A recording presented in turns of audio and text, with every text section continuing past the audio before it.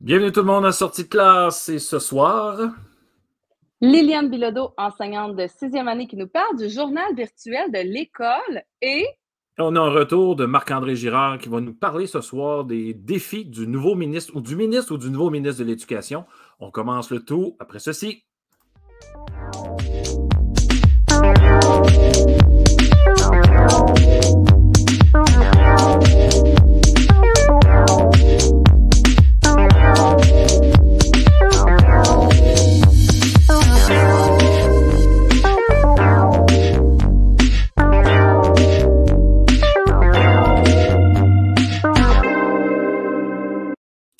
Stéphanie Demers, bonsoir. Ton micro, Stéphanie Demers. Hey, le pain, j'avais pesé, mais en tout cas, j'ai pas pesé assez fort. Pendant la petite musique, il se mute tout seul. Fait qu'on n'a pas besoin d'y toucher. Ouais, c'est ça. Alors, Ça va d'accord. bien, Stéphanie? Merci. Hey, ça va, toi? Ça va super bien. Avant de l'oublier, il ne faut surtout pas oublier ça, mesdames et messieurs, chers Bonne profs, journée bonne journée mondiale mondiale des des enseignants et enseignants. des enseignantes.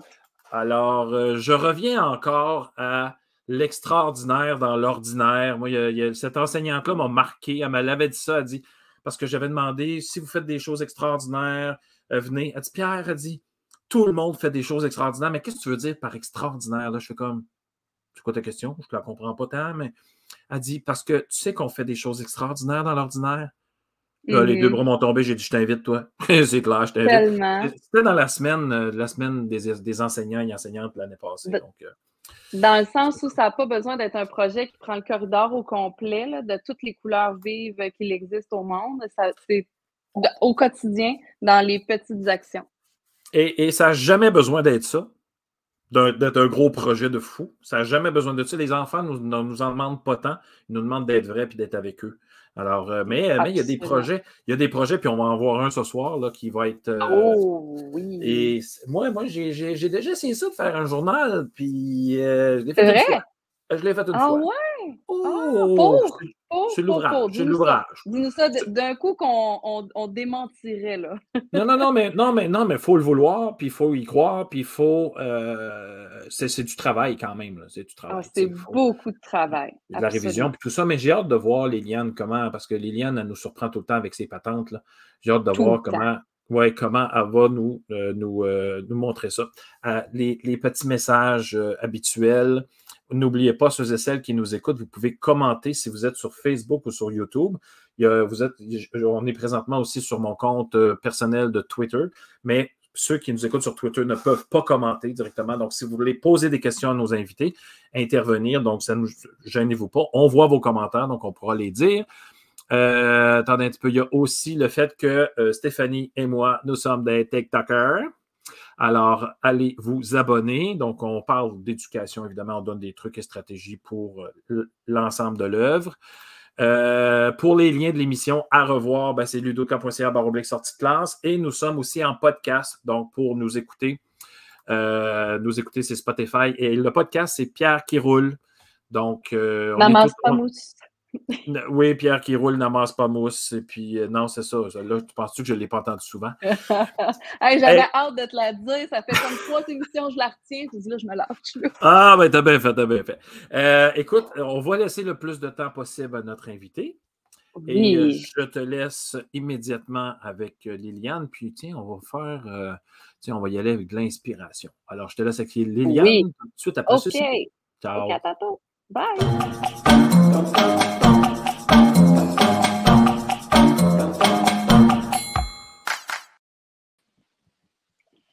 Salut, ma chère Liliane.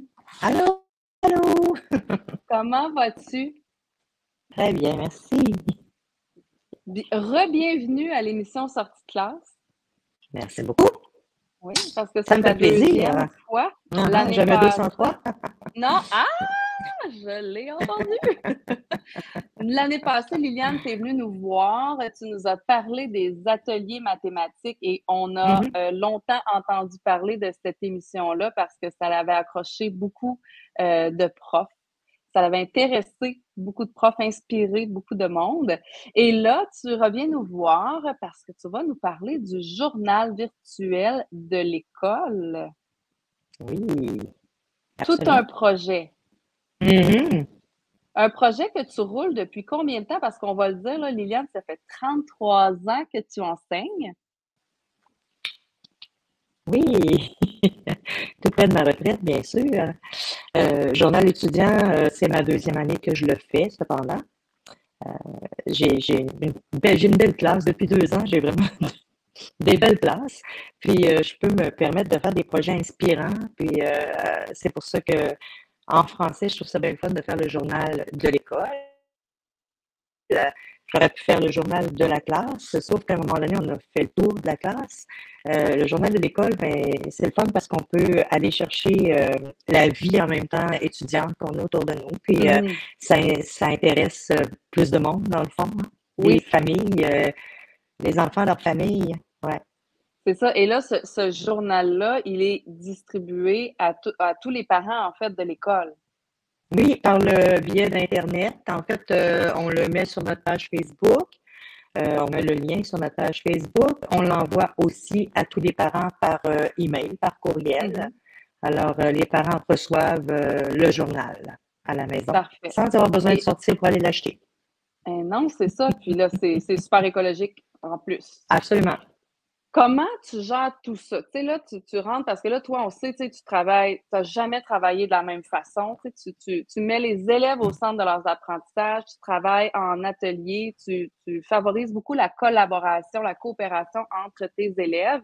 Alors là, c'est la rentrée et la rentrée, c'est quand même un moment de mouvement dans les classes parce que c'est les nouvelles routines et tout ça. Là, toi, c'est la rentrée, pif paf pouf, journal virtuel. Comment tu mets ça en place? Cette année, c'est quand même plus facile parce que comme je l'ai commencé l'an dernier, ben, j'ai cette année encore la moitié de ma classe que j'avais l'an passé. Ce qui fait que ils peuvent s'entraider. Quand ils ont de la difficulté, ben, je les envoie voir un élève de l'an passé, puis ils sont capables de s'entraider comme ça.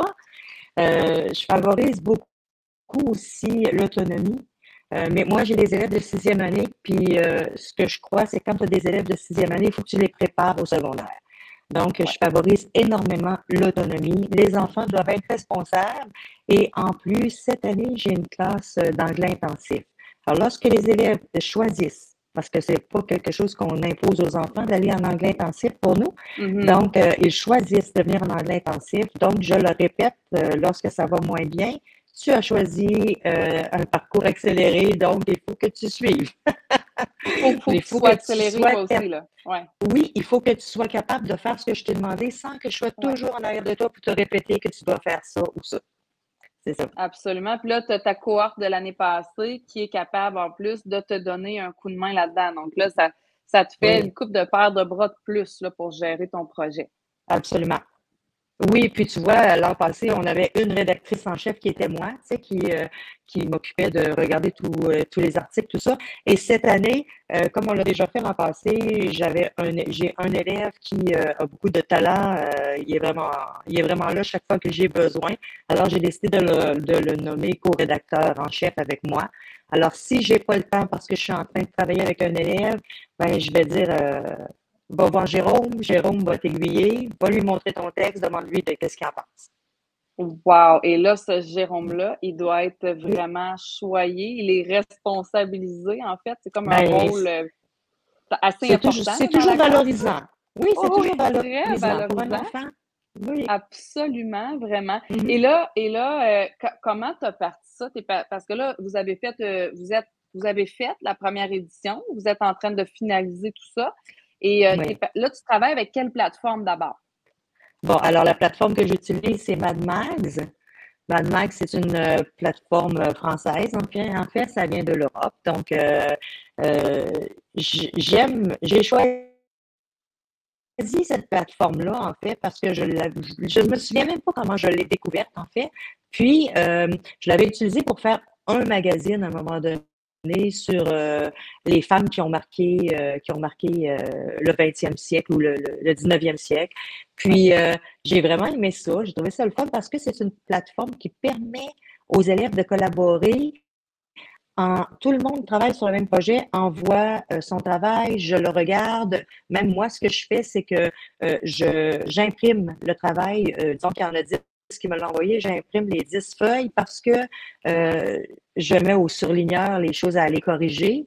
Puis, je redonne la feuille aux enfants. Puis là, ils doivent aller eux-mêmes corriger leurs erreurs dans le journal. Je renvoie aussi un petit avion. Là, je renvoie avec l'avion le travail à l'enfant. Puis, il s'en va corriger son travail. C'est sûr que avant de me l'envoyer une première fois, je leur dis, tu ne m'envoies pas un travail sans avoir pris le temps de corriger avec son 2 habituellement pour rédiger un article. Donc, vous devez corriger parce que si ce n'est pas corrigé, moi, je ne me tape pas tout ça. Là. Vous devez avoir fait au moins une première correction. Oui. Là, ils travaillent, dans le fond, sur la version, parce qu'ils travaillent sur des tablettes. En fait, chaque élève a leur tablette pour avoir déjà travaillé avec toi. Et puis, là, ils travaillent directement sur la plateforme Mad Max quand ils écrivent leur article. Oui. Et puis là, toi, tu fais une fois qu'ils ont fait une première correction, tu fais une première impression. Là, ils repassent sur leur texte papier, j'allais dire papier crayon, mais c'est dans le fond feuille imprimée. Oui. Puis, ils s'en vont faire leur correction sur leur iPad. Alors, quand ils ont terminé, ils me donnent leur feuille avec les corrections pour dire j'ai terminé, je suis allée les faire. Fait que là, moi, OK, c'est beau, je garde cette feuille-là. Ça permet en même temps de voir, ça permet de voir la progression des enfants en écriture parce que la feuille, ils me la donnent, c'est eux autres qui l'ont corrigée. Moi, j'ai rien fait là-dessus. Alors, si c'est bourré de fautes, ben, il y a un petit problème, là. Il va falloir être un petit peu plus alerte, attentif. Peut-être utiliser ces manipulations pour faire ces corrections. C'est ça. Puis là, toi, tu as inséré ça dans ta routine, dans le fond, du matin. Donc, c'est quelque chose qu'ils font au quotidien, tes élèves. Exact. Tous les matins. Tous les matins, lorsqu'ils arrivent, ils travaillent sur leur article, la première période. Alors, bon, il y a toutes sortes d'articles. En fait, là, on préparait le journal du mois d'octobre. Oui, là, je suis allée chercher une édition, Liliane, de l'année passée. Là. Exact. Je ne voulais pas vendre le punch encore de ce qui s'en vient. Oui, puis c'est ça, c'est une édition de l'an passé, exactement. Oui. Alors, à l'intérieur, tu vois, ici, c'était le journal de Noël. Alors, on avait fait un projet, d'abord, à gauche, on voit Falalalala, ça, c'était la prof de musique qui avait fait un projet d'une petite chorale de Noël. Alors, on a pris des photos, on a écrit c'était quoi la chorale de Noël, tout ça. Et à droite, tu vois, ça, c'était un projet de ma classe. On avait fait Noël à travers le monde.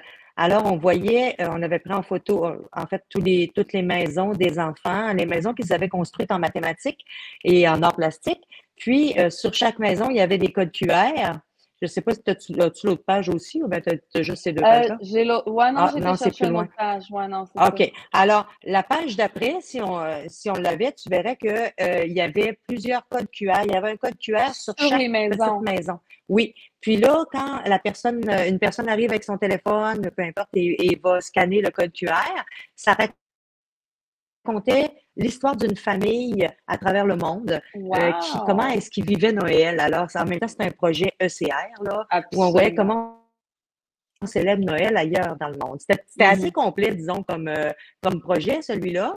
Puis, je voyais dans ton autre page, exemple, un autre article qu'on a fait. Bon, là, il y a toujours une chronique littéraire qui a rapport avec le thème. Par exemple, cette fois-ci, on est en train de parler de l'Halloween. Alors, on présente des livres pour l'Halloween. On présente des livres pour les élèves de maternelle, les élèves du premier cycle, deuxième cycle, troisième cycle, différents livres qu'on présente. On a souvent un concours, comme pour l'Halloween, on a un concours de dessin aussi. Ah, génial! Oui. Et puis, dans une autre page, par exemple, il peut y avoir j'avais aussi tu vois, si on parlait des Olympiques, on était dans le temps des Olympiques, tout ça. Et puis, à un moment donné aussi, dans un magasin, tu peux avoir deux enfants qui lisaient une histoire, tout simplement pour les petits.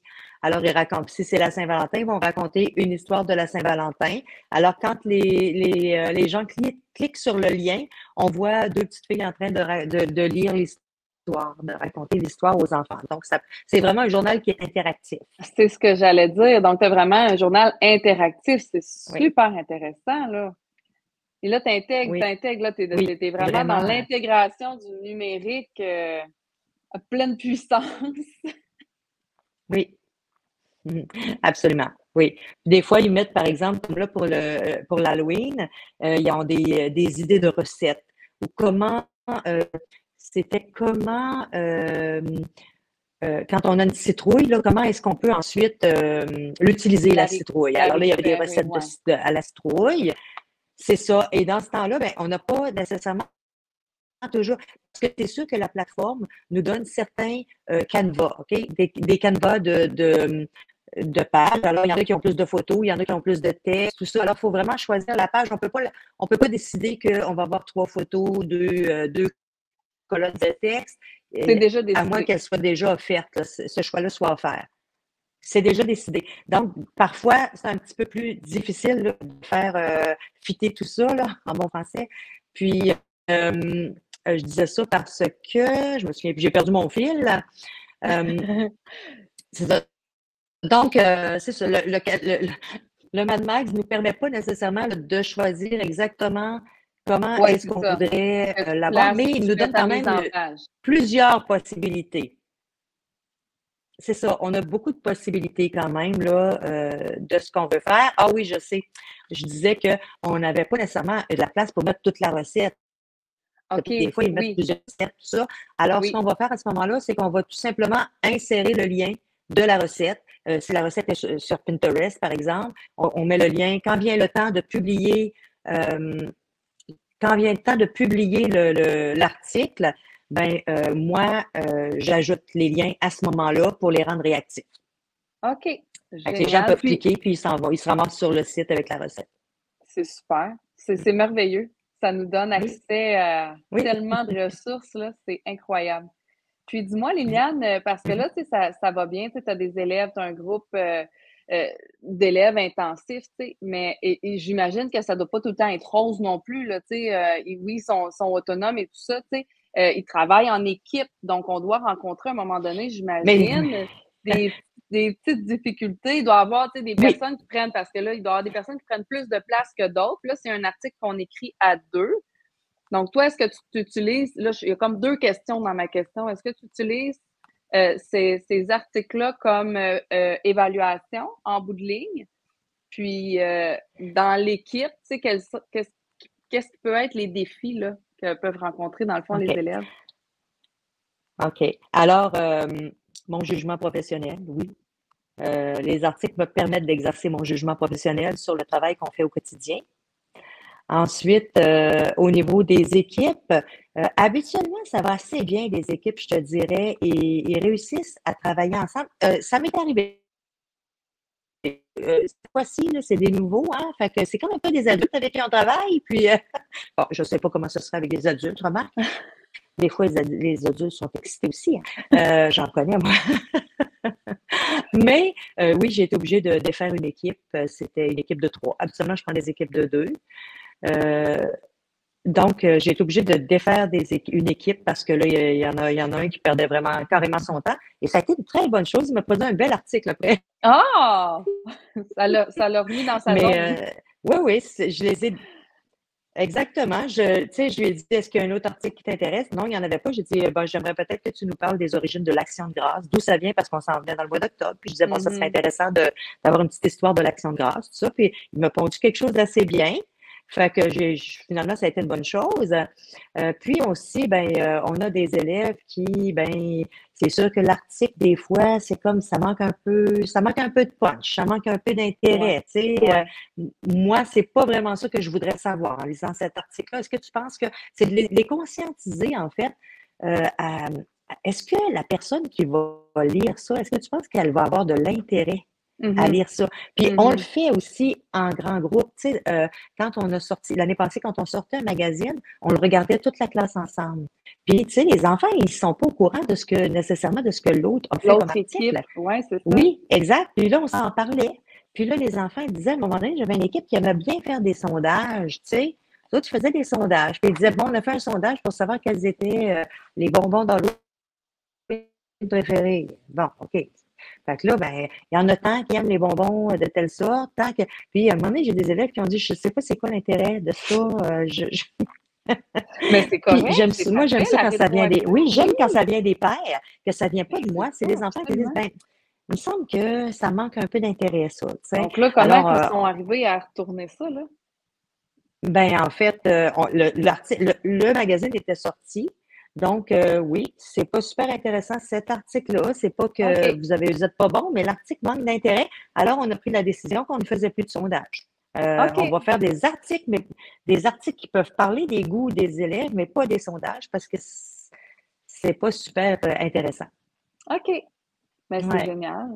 Super. Puis là, quand tu pars ton journal, Liliane, comment oui. les élèves décident des sujets qui vont s'y trouver? Parce que là, c'est toi qui donnes la thématique. Oui. Ben non, ben Comment là, tu gères ça, là? c'est la vie qui donne la thématique parce que on avait à faire un journal, on est au mois de septembre. Bon, c'est certain qu'on ne peut pas faire un journal pour le mois de septembre. On va faire un journal pour le prochain mois qui sera le mois Oui. d'octobre. Là, on a eu une grosse contrainte cependant, c'est parce que nous autres, hein, on reçoit les iPads, mais on ne les reçoit jamais au commencement de l'année scolaire. Alors, il a vraiment fallu que je pousse pour avoir les iPads le plus vite possible. Mais quand on a eu l'iPad, on était rendu au 14 ou 15 octobre.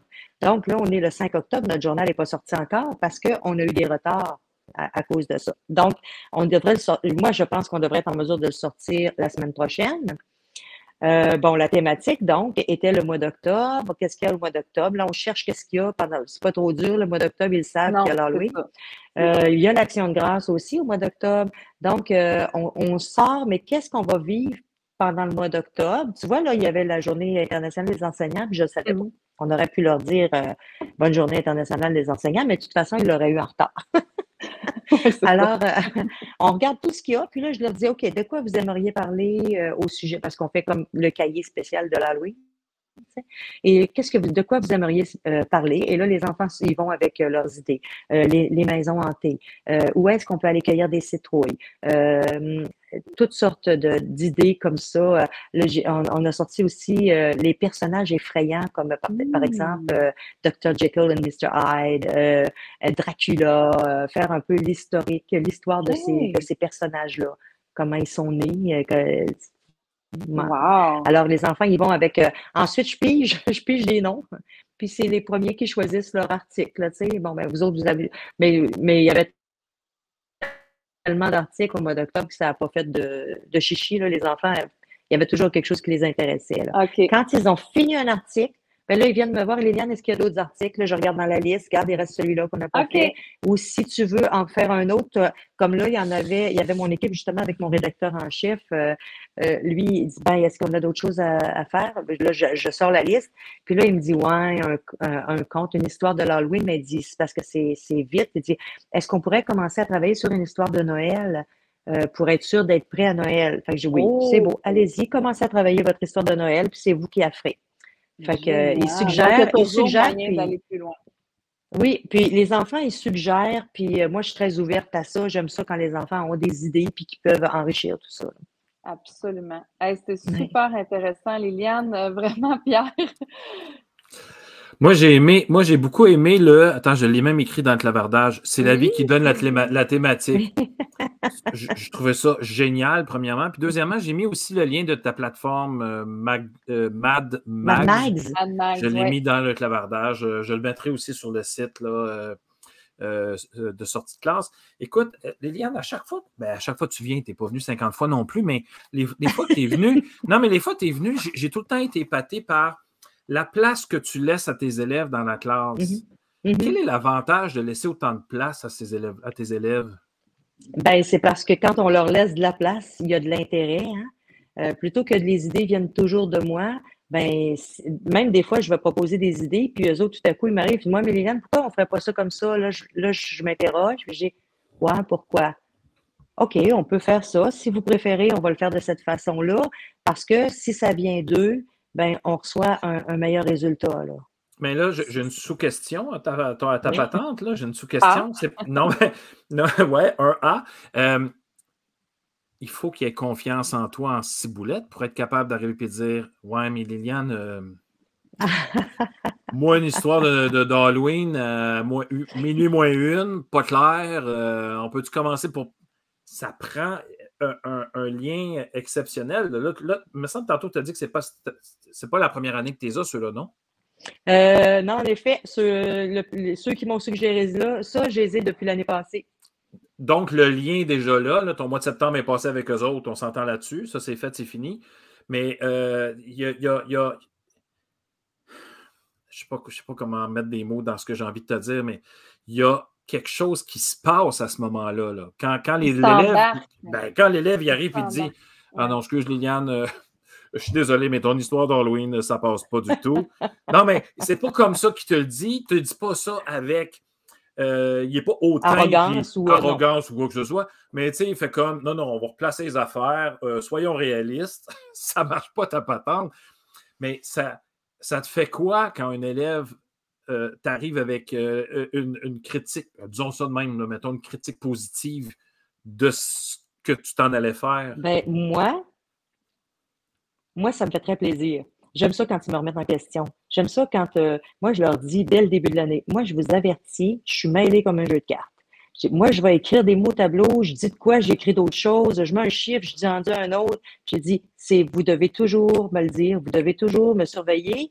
Parce que, puis, moi, je trouve ça le fun quand ils me disent, ben non, Liliane, t'as marqué 25, c'est 27. Ah, OK, excusez, je change ça. Puis, tu sais, moi, ça fait juste dire aux enfants, moi, je suis un être humain qui se trompe chaque jour. Je me trompe tout le temps. Puis, tu sais, puis quand les enfants se trompent, je leur dis, ah, je suis contente de voir que je ne suis pas toute seule. Merci de m'aider. Merci de m'aider. Oui, puis je suis une personne comme ça, tu sais, que même aux parents, je leur dis toujours, je n'ai pas la science infuse. Si j'ai fait une erreur, dites-le moi. Puis ça finit là. Tu sais, si vous voyez que ça n'a pas d'allure ce que je fais, dites-moi-le. On va regarder ça ensemble. Alors, non, j'écoute beaucoup. Moi, ça m'épate vraiment beaucoup de tout ce que tu fais parce que, comme je disais au début, j'ai déjà essayé de faire ça, mon journal étudiant, puis oh my God, que c'est de l'ouvrage. Clairement, je ne m'y suis pas pris de la bonne façon. Alors, ceux et celles qui veulent faire des journaux étudiants, un journal étudiant, devront suivre tes traces, je pense, parce que en fait, ce que j'ai pas fait, là, c'est responsabiliser les élèves et leur donner des mandats, ce que je n'avais pas fait du tout. Pas le choix. J'ai des belles petites routines le matin. Le matin, on travaille là-dessus. Non, on travaille là-dessus le matin. Puis les critiques sont positives quand même. Tu sais, quand on dit cet article-là, l'intérêt n'était pas là, écoute, il faut être fait solide pour savoir ce commentaire-là. Là. C'est vrai. Être capable de recevoir, puis eux autres, je dois recevoir, puis ils doivent recevoir aussi quand les enfants ils disent « Ah non, cet article-là, ça manque un peu de punch. » là. Alors, il faut qu'ils soient capables eux-mêmes de recevoir. Puis, je dois dire qu'ils sont responsables à un tel point que la semaine dernière, bon, nous, on a vécu le décès d'une enseignante, là. Oh. Et c'était leur enseignante d'anglais. Donc, ils entrent un matin, leur enseignante n'est pas là. Là, à ce moment-là, on ne sait pas encore. Mais en tout cas, ils sont rentrés, puis l'enseignante n'était pas là. Alors, qu'est-ce qu'on fait? Et moi, je ne suis pas là. Je suis en congé cette journée-là. Alors, je commence à recevoir tel élève a collaboré à votre magazine. Je dis, les enfants sont en train de travailler sur Mad Max. Alors, eux autres, ils ont dit, il n'y a personne, ou il y a une remplaçante, elle ne sait pas quoi faire. On va travailler sur notre magazine. Aïe, aïe. Attends, tu es en train de me dire que tes élèves voulaient travailler? Oui, ça c'est bien le fun. J'ai des élèves qui travaillent. Mais que c'est magnifique, vraiment magnifique. Mais ils aiment tellement faire le magazine. Ils aiment faire le magazine. Et je dois ajouter là une chose importante. Cette année, j'ai ajouté des parents. À la rencontre de parents, j'ai dit si j'avais des parents qui sont bons en français, qui sont capables de faire de la révision, là, j'ai dit, moi, je fais de la révision, la directrice, elle a de l'ouvrage, elle n'arrive pas à faire j'aimerais ça avoir des parents qui voudraient bien le faire, et j'ai 2 parents qui ont donné leur nom pour faire de la révision du journal. Wow! Vraiment ça, génial. C'est toujours bienvenu. Liliane, on avait un petit problème d'Internet. On a quand même tout compris ce que tu nous as dit. Compris. J'avais peur parce qu'il y avait des petits bugs. J'avais peur parce qu'à un moment donné, de temps en temps, ça gelait. J'avais peur qu'on n'entende pas toute la phrase que tu nous disais. Mais on a tout entendu malgré ces petits problèmes-là. Je t'aurais arrêté, évidemment, si on n'avait pas tout entendu parce que à quoi ça sert si tu parles et on ne t'entend pas. Là. Donc, tout est là, tout est génial. C'est vraiment super. Liliane, comme tu sais, tu as une carte chouchou. VIP. Tu viens VIP chouchou et mets ce que tu veux avec. Tu reviens nous voir quand tu veux. C'est parfait, ça va me faire plaisir de revenir. Ben oui, parce que là, moi, j'avais d'autres petites idées là aussi. Là. Non, mais tu sais qui va te contacter, là. Alors, Stéphanie s'occupe de toi, puis on va se revoir Absolument. bientôt. Merci, C'est bon. Liliane. Ça fait Merci. plaisir. À la Bye, prochaine. Bonne merci. soirée. Merci beaucoup. Bye. Bye-bye. Oh my God, que Quel c'est. projet extraordinaire, chapeauté par une enseignante hors pair et On lève notre des chapeau. élèves motivés, persévérants, travaillants, choisis le qualificatif que tu veux. Tout Mais rentre là-dedans, ça va bien. Sympathie à la famille de l'enseignante qui est oui, absolument. partie Ouais, trop tôt, ouais. comme d'habitude. Oh oui. Merci Stéphanie pour cette belle trouvaille encore. C'est vraiment génial. Vous le savez, sortie de classe, c'est ça, c'est mettre sous les projecteurs ce qui se fait de bien en éducation. Donc, c'est une émission web, mais aussi un podcast. Gênez-vous pas pour aller l'écouter. Et on va retrouver aussi, Pierre, l'article sur Liliane dans les As de l'info pour les profs. Alors, les profs qui se connectent gratuitement aux As de l'info pour des pratiques inspirantes. Il y a un article complet sur le journal virtuel de l'école avec Liliane. Alors, pendant que je parle avec notre prochaine invité, trouve le lien puis mets-le dans le clavardage.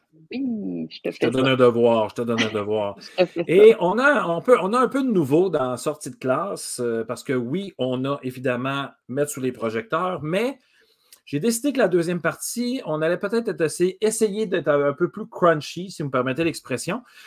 Puis, j'ai l'honneur de revoir mon ancien co-animateur. Mais je vous annonce une nouveauté. Ah ben tiens, on va le faire arriver. On va le faire arriver, puis je vais parler de la nouveauté avec lui. Stéphanie, on se voit tantôt. Parfait. Tu es la gardienne du temps. OK. À tantôt avec Marc-André Girard. Parfait.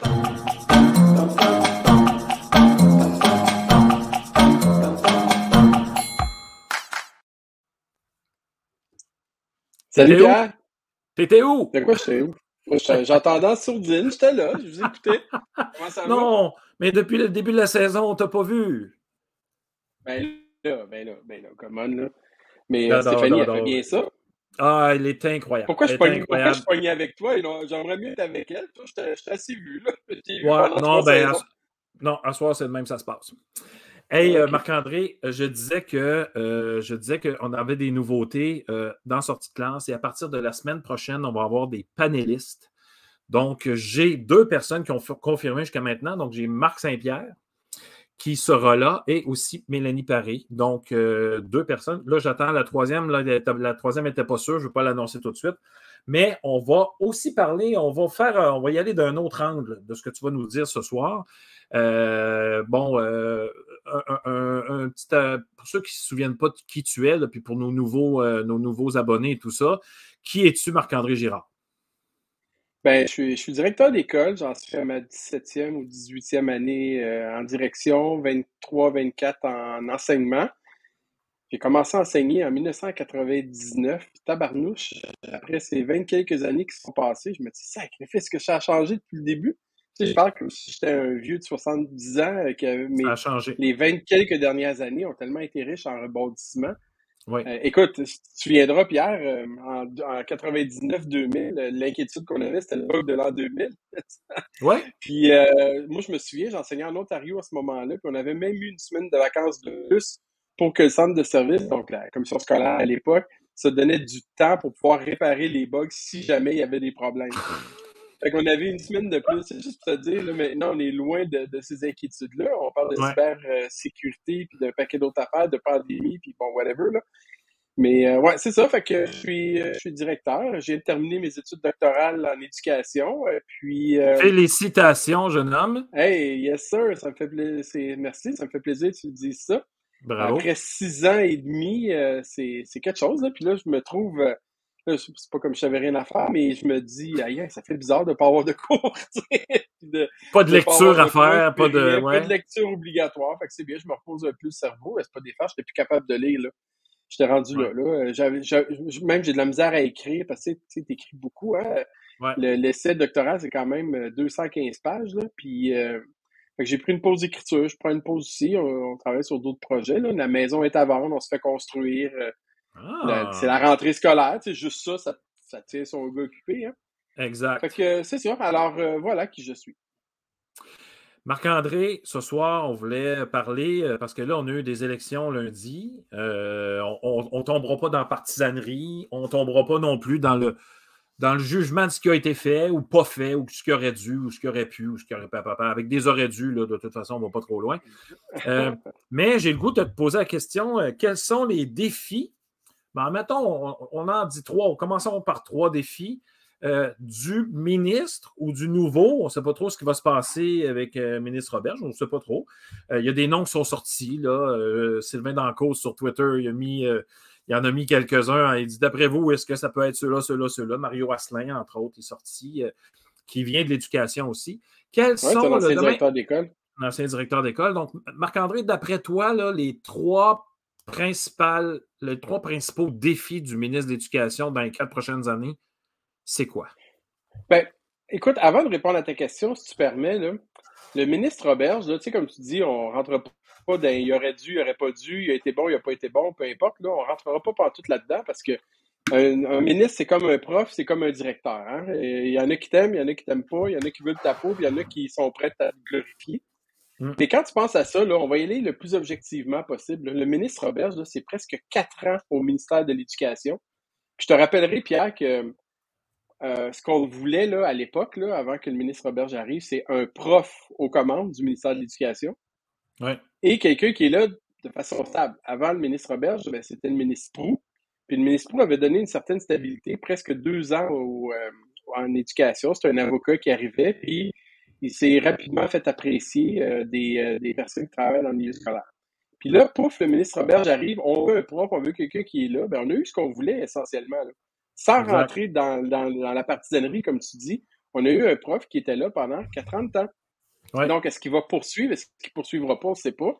Puis, je veux dire, 4 ans de temps, là, il y a 3 autres ministres de l'Éducation dans l'histoire, donc depuis les années, je pense, c'est 1964, qui ont fait à peu près ça. Il y a Jacques-Yvan Morin du PQ, 4 ans, à la fin des années 70. Camille Lorrain, 3 ans et demi au début des années 80. Et le champion, Claude Ryan, presque 5 ans, de 85 à 90. Fait que le ministre Roberge là, est dans l'histoire des ministres de l'Éducation à l'heure actuelle, en quoi, 45 ans, presque 50 ans même 60 ans, pardon, de ministère de l'Éducation. Ça, c'était juste ma petite interlude, mais tu sais, quand on pense aux défis qu'attendent le ministre, ben, tu me dis, il y a 3, là, je vais te nommer les 3 principaux que j'entrevois. Le premier défi, 3, ben, je pense que... Bah, j'en ai même 4-5, en tout cas, peu importe. Vas-y.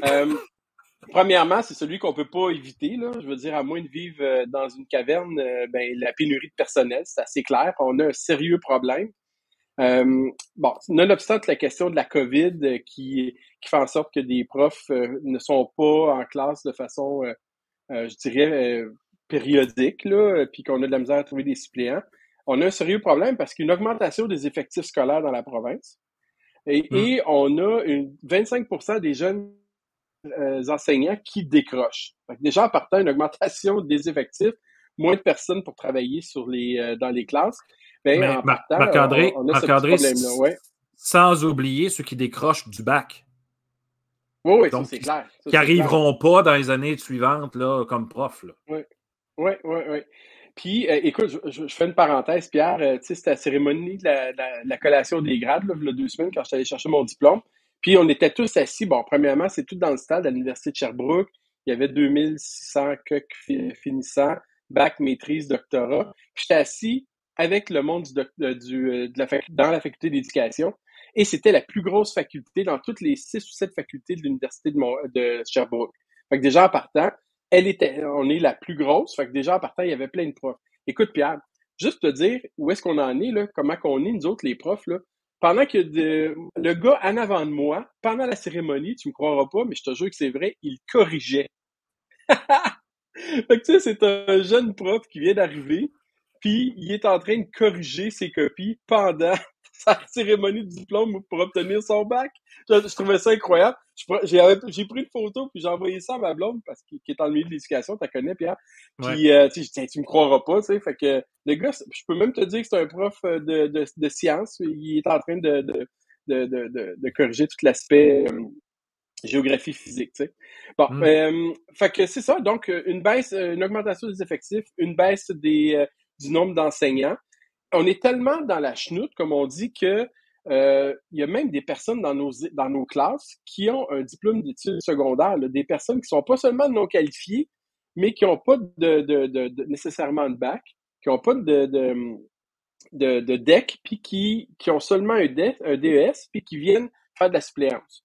Fait que c'est quand même un problème. Puis quand tu penses à ça, là, c'est une méchante débarque, la valorisation de la profession. Ouais. Tu sais, on dit souvent valoriser la profession. Le ministre, il faut qu'il fasse ci, la direction, il faut qu'elle fasse ça, le centre de service, il faut qu'il fasse ci. Mais à la base, la situation, quand on met quelqu'un qui n'a pas de diplôme, on se dit n'importe qui peut enseigner.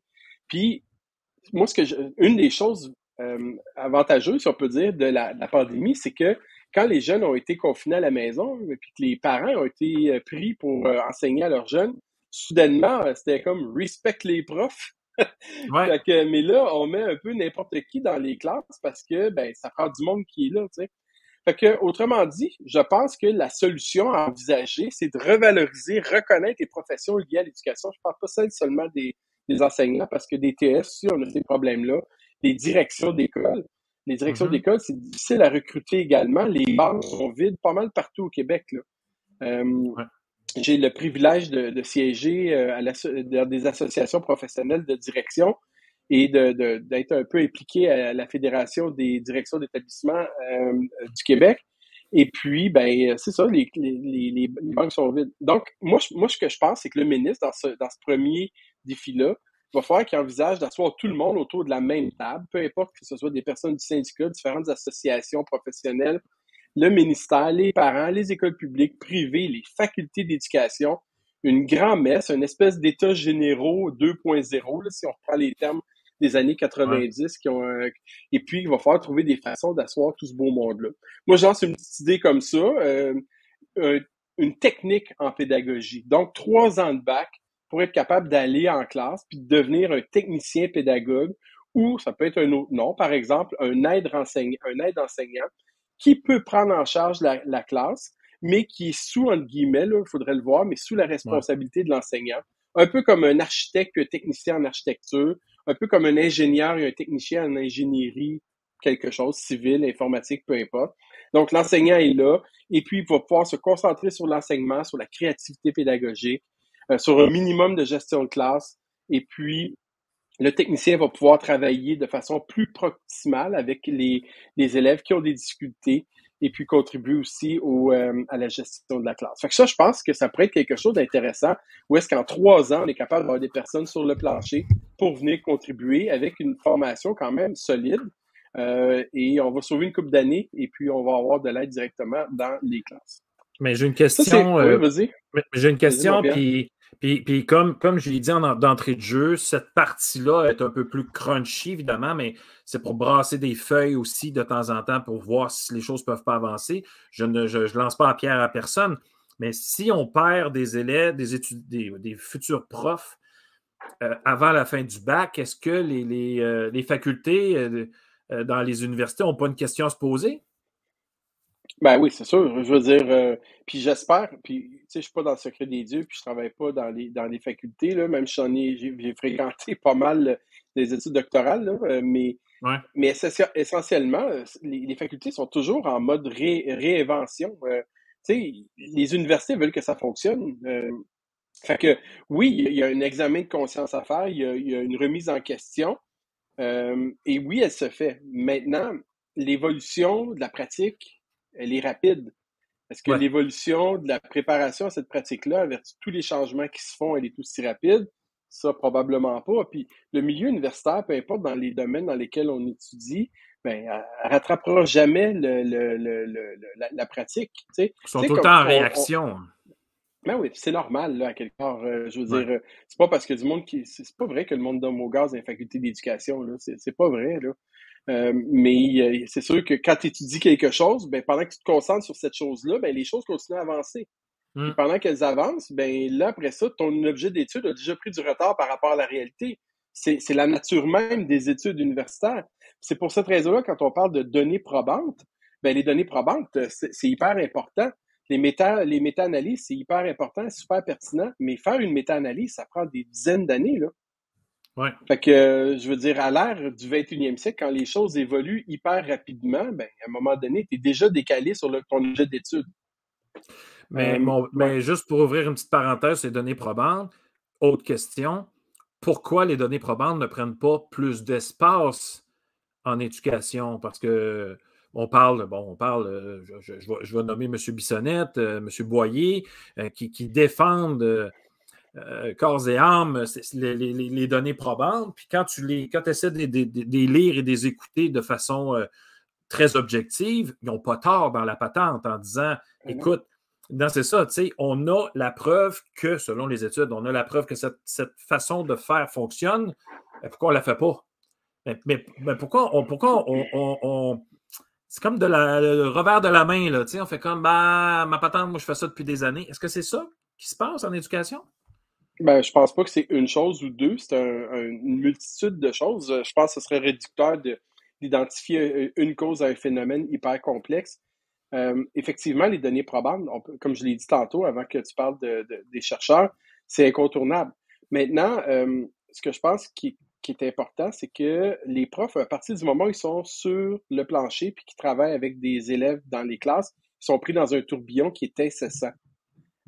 Et prendre le temps de rentrer en contact avec les recherches, il est là le problème d'après moi.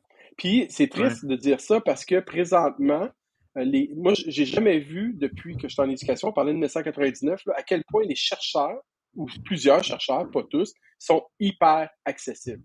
Tu parles des professeurs Boyer, pas Boyer, mais Bissonnette, tu sais, Clermont, Gauthier, là, on s'en va dans Roch Chouinard. Tu sais, je veux dire, quand on appelle nous-mêmes là, des chercheurs, le Maurice Tardif, là, tu sais, je veux dire, Maurice Tardif, c'est Roch Chouinard, c'est des gars qui ont une carrière internationale en recherche, là, tu sais, c'est pas des deux de pique, là.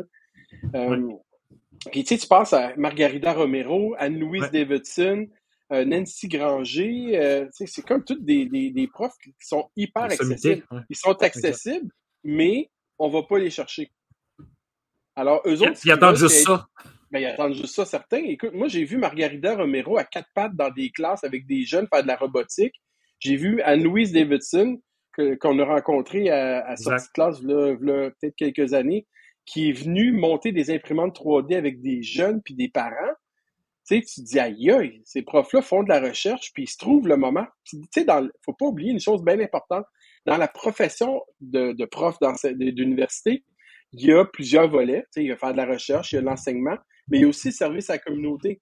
Fait qu'eux autres, là, ça fait partie de leur job d'être accessible à la communauté, puis de contribuer aux pratiques directement. Fait qu'il faut qu'on les sollicite. Marc-André, le temps avance vraiment vite. On a passé un point. J'aimerais ça qu'on passe les deux autres rapidement. Là, tu as parlé de... Je t'ai parlé de la pénurie, évidemment. J'aimerais ça te parler aussi du développement pédago-numérique. Puis tu noteras, Pierre, que j'ai bel et bien pris... faites attention à utiliser le mot pédago-numérique pour mettre la pédagogie vraiment avant le numérique. Autrement dit, le numérique au service de la pédagogie. Ben, dans nos écoles, c'est vieilli. Hein? Si on regarde ça vite, là, les TNI sont arrivés au début des années 2010. Vous en souvenez, là, les fameux TNI qui sont arrivés quasiment du jour au lendemain. Là.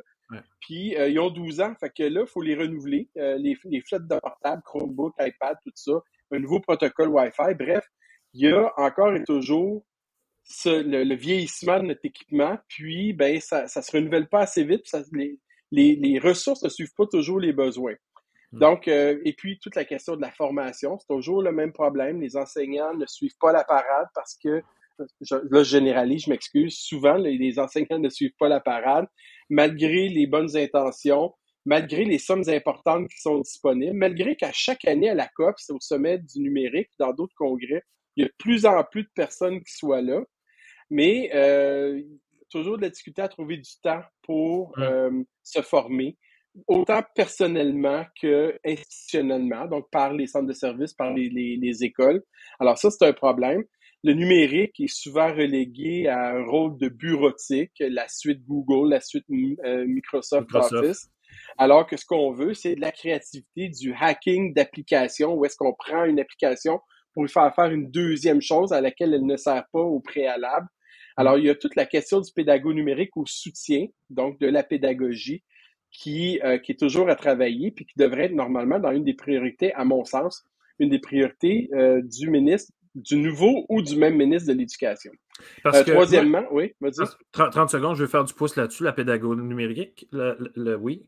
Tu sais, moi, je dis toujours aux profs, parce que je donne la formation aux profs maintenant, je suis conseiller pédagogique, je leur dis toujours, la technologie doit alléger ton quotidien, ne doit pas l'alourdir. Donc, si c'est trop lourd de prendre l'ordi, il faut qu'on se parle. Houston, on a un problème. Il y a un manque de formation, il y a un manque de... Quand tu dis, mais puis moi, je dis toujours, si tu ne sais pas comment le faire, si tu penses qu'on ne peut pas le faire, c'est juste parce que tu ne sais pas comment on peut le faire. Mais ça se fait avec la technologie aujourd'hui. C'est juste que tu ne le sais pas. T'sais. Mais ce n'est pas simple. Quand tu parlais de notion de temps, elle est importante quand même là-dedans. Est importante la notion de temps, mais en même temps, on doit, je pense, la responsabilité de chacun des enseignants, des personnes qui travaillent en éducation, de faire évoluer les pratiques, de faire évoluer la profession aussi. Ouais. Puis je le dis souvent de façon caricaturale, mais tu irais-tu voir ton médecin, toi, s'il n'avait pas fait de formation depuis 1985, tu sais? Peut-être pas, là. Puis je veux dire... tu sais, écoute, ma fille, malheureusement, la maladie de crâne, là, je sais pas si je t'en avais déjà parlé, là, ouais, puis là, mais écoute, hier, elle était à l'hôpital, là, puis elle a avalé une capsule qui a une caméra à l'intérieur, puis qui va prendre des photos de tout son système digestif, de là jusqu'en bas à la sortie. Puis après ça, le médecin prend ces photos-là, puis là, on parle d'une pilule, là, d'une capsule, là. Il fait un film avec ça. Là, il fait un film avec ça, puis il est capable de voir où est l'inflammation pour donner le meilleur traitement. Hey, tu sais, imagine-tu ça existait le 10 ans, là. Il y avait un film là-dessus. Il y avait un film là-dessus, tu te souviens, là? Les petits bonhommes quand t'es jeune? Non. C'était une fois le corps humain. Non. Il y avait un film là-dessus que le gars était dans un petit vaisseau, là, puis il s'était fait avaler dans un corps. Puis en tout cas, il faudrait que je revienne avec le titre. Moi, en tout cas. Troisième défi du ministre? Ben, les élèves à besoins particuliers. Il y a de plus en plus d'élèves à besoins particuliers, des HDA qu'on appelle, les élèves handicapés en difficulté d'adaptation d'apprentissage. Je ne sais pas le A, c'est lequel qui vient en premier, là. Ouais. Mais malheureusement, de moins en moins de ressources humaines, puis de moins en moins de ressources matérielles. La mesure 3812, souvent, elle est déjà tarie rapidement pour se doter d'appareils numériques pour ces élèves-là. Est-ce que c'est le temps de voir les choses autrement? Se dire, bon, mais Caroline Debine, on a de moins en moins de ressources humaines, de moins en moins de ressources financières, matérielles, de plus en plus de besoins. Est-ce que c'est le temps de commencer à parler de conception universelle des apprentissages? Est-ce que c'est le temps de parler de parcours personnalisé? De se dire, oui, ça se peut qu'il y ait des élèves qui fassent leur secondaire en 7 ans. Puis oui, peut-être, le contraire est aussi vrai que ça se peut qu'ils le fassent en 4 ans puis en 3 ans et demi. Est-ce qu'on est capable de disloquer l'association âge-niveau scolaire et de permettre aux élèves d'avancer à leur rythme avec des enseignants qui vont pouvoir peut-être différencier, peut-être s'adapter plus facilement avec des jeunes sans la contrainte de temps, hein? Et de peut-être qu'on serait capable d'élaguer des élèves qui sont à besoin particuliers parce qu'ils ne fitent juste pas dans le moule scolaire à l'heure actuelle, tu sais. Fait que ça, c'est une autre question, je pense, qui est importante. Puis Pierre, je vais faire du pouce pour un dernier défi, si tu permets, en lien un peu avec ça. L'école, c'est un peu la porte d'entrée maintenant de toutes les situations sociales possibles et imaginables. L'importance de l'éducation, moi, j'ai toujours dit l'éducation doit être, toi aussi, là, on a le même discours là-dessus, ça doit être la priorité d'une société, d'un gouvernement. Ça doit être le premier poste budgétaire, le plus gros poste budgétaire. On sait que présentement, c'est la santé. Après ça, c'est l'éducation. Moi, je pense que ça devrait être le contraire. Ouais. Parce qu'à l'heure actuelle, le système de l'éducation est très, très, très sollicité pour des problèmes de santé mentale. Des parents qui nous appellent et qui nous demandent qu'est-ce que je fais, où est-ce que je peux aller. Nos TES font de la consultation. On essaie de restreindre ça le plus possible pour dire non, votre job, c'est pas de faire de la consultation. Oui, mais moi, si je le fais pas, qui va le faire? Parce que quand les jeunes ont des problèmes et qu'ils ont besoin de se rattraper, il faut qu'il y ait l'urgence. On n'a pas de ressources intermédiaires qui est accessible facilement. On a des ressources pour gérer des crises, mais on n'a pas les ressources pour gérer avant les crises. Et ces jeunes-là viennent dans nos écoles puis disent à l'aide. Puis malheureusement, on n'a pas toujours le nécessaire avec nous pour pouvoir aider ces personnes-là, ces élèves-là. Donc, moi, je pense que c'est une priorité où est-ce qu'on doit recentrer le rôle de chaque service social pas dans l'équation, mais dans la démarche de croissance ou de vieillissement des enfants. Quels services peuvent être mis en place pour les aider? Et puis ça, c'est quelque chose qui me préoccupe énormément. L'éducation comme préoccupation nationale, avant la santé, le système de santé pour guérir, le système d'éducation pour prévenir à quelque part, puis pour éduquer, pour faire grandir. On se casse la tête depuis des années pour savoir comment on va sauver le système de santé, mais peut-être que le système de santé, en réalité, on va se sauver quand on va valoriser l'éducation un petit peu plus, tu sais. Boum! Hey, avant de te laisser, Pierre, bonjour Ouais. Stéphanie. Salut. Avant de vous laisser, moi, je veux juste, souhaiter bonne journée mondiale des enseignants, bien évidemment, mais aussi, je ne sais pas si vous autres, comment vous voyez ça, mais on a parlé de ça pas mal depuis quelques mois, ce qui se passe à Hockey Canada, vous n'avez peut-être entendu parler. Ouais. Puis, je me dis, est-ce qu'il serait le temps de, entre guillemets, scolariser le hockey? Tu sais, il y avait une vieille guéguerre avant, où est-ce que tu avais la ligue civile, la ligue scolaire, les deux se parlaient pas, puis bon, ils s'arrachaient les meilleurs joueurs. Puis est-ce qu'il serait temps de se dire, on va faire une ligue scolaire de long en large du pays, on va aller chercher les meilleurs espoirs, on va continuer à faire des compétitions internationales, puis ben, ça va être encadré par des pédagogues, des enseignants qui ont des qualifications. Je ne parle pas, moi, d'aller derrière un banc, je connais rien au hockey, mais avec des qualifications. Il y en a plein qui coachent dans nos écoles, là. Tu sais, il y a des programmes de midget 3A dans des écoles à gauche, à droite. Est-ce qu'on est-tu rendu là, se dire, hey, peut-être que le hockey, avec nos jeunes, là, 16, 17, 18 ans, 19 ans, 20 ans, ils ont peut-être perdu justement l'aspect éducation, puis ils ont besoin d'être éduqués sur leur comportement sexuel, sur leur responsabilité, sur le pouvoir qu'ils ont étant des personnes appelées à être médiatisées éventuellement, puis même l'être là. Fait qu'est-ce qu'on est rendu là? C'était mon petit grain de sel. Excellente question. Moi, je te nomme, mais non, moi, je nomme Marc-André Girard comme prochain ministre de l'Éducation. Non, c'est pas... Hey, non, moi, ben, vas-y, Pierre, je vais terminer après. Vas-y. Mais moi, j'ai une question. Non, vas-y, Stéphanie. Je vais finir. Non, mais j'allais dire, parce que là, tu as dit beaucoup de choses très intéressantes. Là, on n'a pas le temps de revenir sur tout ce que tu as dit, Marc-André, mais écoute, moi, je te suis. Je suis d'accord avec tout ce que tu as dit. Et je voulais faire du pouce avec le numéro de l'école branchée de l'automne, en fait, parce que tantôt, tu parlais de la pédago numérique. On parlait du pédago numérique. Et puis, quand on sort de l'université ou qu'on est au bac, de dire j'intègre les technologies ou comment je fais ça, mais dedans, il y a un numéro qui décortique la pyramide, le modèle SAMR, comment on intègre les technos en classe. Donc, quand tu es à la base de la pyramide, tu fais juste utiliser, par exemple, une application, tu ne changes pas nécessairement ta pratique. Puis là, plus tu montes dans la pyramide, plus le numérique, dans le fond, vient aider ton enseignement. Puis après ça, on décortique toutes les étapes de la pyramide, puis on donne toutes les actions, puis tout ce que tu peux faire pour grimper dans la pyramide, puis on donne des idées de projets aussi. Donc, c'est vraiment génial dans le numéro de l'automne 2022. Puis ceux que ça intéresse, là, si tu veulent aller plus loin, il y a un autre modèle qui est absolument génial, qui s'appelle le European Framework for Technology and Education, quelque chose comme ça. C'est un modèle européen qui prend sur 6 étapes comment justement intégrer les technologies dans un but d'augmenter l'apprentissage, qui est un modèle qui a été fait par des chercheurs européens, qui est super bien aussi. Je pourrais t'envoyer le lien, Pierre, si tu veux le mettre en ligne. Puis, fait que, tu sais, il y en a des modèles vraiment intéressants. Puis, j'ai pas vu cet article-là dans l'école branchée, malheureusement. Mais ça, c'est important. Puis, c'est des petites choses comme ça qui rendent ça concret puis qui permettent aux enseignants de faire le grand saut, là. Ben, ça met des mots sur qu'est-ce que je dois faire pour arriver en haut de la pyramide, tu sais. Exact. Marc-André, j'ai une dernière question parce que tu as parlé des élèves HDA, puis tu as dit des élèves en difficulté d'apprentissage, comportement et autres. Tu as dit ce serait peut-être le temps de penser autrement. Peut-être qu'on pourrait avoir un cheminement particulier pour chacun. Puis tu as parlé de changement de pratique. Tu as dit, il faudrait peut-être aussi qu'on voit l'enseignement autrement. Est-ce que ce n'est pas un défi du ministre, ça, d'arriver avec des idées comme ça, puis de faire accepter ça par les syndicats et les profs en général?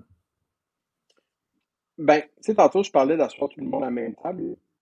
Peu importe qui va être là ou la ministre, moi, je pense que si le ministre Roberge ne revient pas, ça va être une ministre.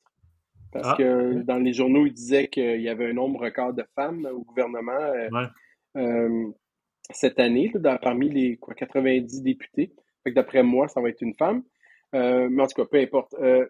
Si ce ministre ou cette ministre-là impose ses idées, c'est là que ça va être un problème. Moi, je pense qu'en assoyant tout le monde ensemble, puis en faisant une grosse messe de l'éducation, et en voyant les idées émerger, la ministre va être capable d'aller colliger ça, puis après ça, de transposer, puis de dire, voici ce que vous avez mentionné, voici ce qu'on va faire à l'aide de ce que vous autres avez mis en place.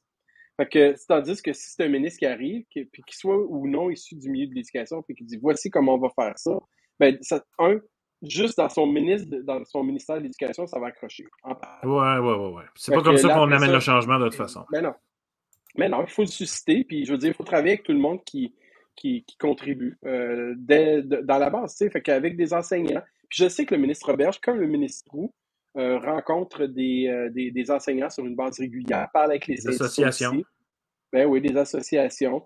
Il y a du lobbyisme qui se fait de tous les bords, tous les côtés. Fait que, on dit souvent que le ministre est déconnecté. Là. Moi, je pense pas qu'il est si déconnecté que ça. Je pense pas qu'il est si déconnecté que ça. Non, puis il y a des gens qui disent ils nous ont pas consultés, mais ils nous ont juste pas consulté nous. Ils en ont consulté d'autres. Oui, c'est ça. Hey Marc-André, merci encore pour ta présence. C'est vraiment génial. Merci. Je pense que oui, le ministre a de beaux défis. La semaine prochaine, j'ai un panel. On va avoir 3 personnes du milieu de l'éducation. Moi, j'ai eu cette idée-là après avoir écouté Le Monde à l'envers, où est-ce qu'il y avait des panélistes. C'était Biz, Grégory Charles, il y avait quelqu'un d'autre et Sophie, comment elle s'appelle? Sophie, la conjointe de la journaliste. Non. Sophie Durocher. Durocher. Et il y avait 2 profs, mais ils étaient assis dans la salle puis ils ont eu 30 secondes pour parler. Donc, c'était pas les panélistes. Non, c'était pas les panélistes. Fait que là, j'ai dit, on va en faire nous autres des panélistes, puis on va parler, évidemment, des vraies affaires. Donc, merci beaucoup, Marc-André. Tu seras invité aussi à devenir un panéliste. Vous savez me trouver. Un de ces 4. Ou merci le ministre de l'Éducation, comme tu veux. Merci beaucoup, Marc-André. Merci, Stéphanie. Bye. Merci, et puis, Pierre. On se revoit la semaine prochaine pour une autre sortie. Yes, assurément. Ciao tout le monde. Bye.